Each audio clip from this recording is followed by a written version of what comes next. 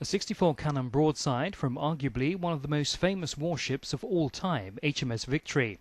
A ceremony to mark the creation of the National Museum of the Royal Navy. The history of the Royal Navy dates back over 1,000 years. The history of the Navy is to a remarkable extent the history of Britain.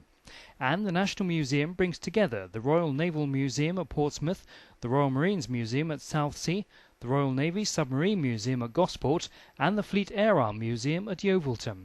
It'll bring two things. It'll bring wider exposure of the Navy as a whole as you visit each of these museums which focus on one particular area. You'll be introduced to the wider Navy as a whole, so that corporately is a good thing for the Navy. It's also in terms of maintaining the fundamental ethos bit which underpins what we are about as sailors and Royal Marines in a Naval Service. And by pulling it all together as one, it seems to me that corporate image of a Navy as a whole is better underpinned. I wouldn't want to lose in any way the identity. I wear a submarine brooch, others wear wings, and I wouldn't want to break that individual type identity.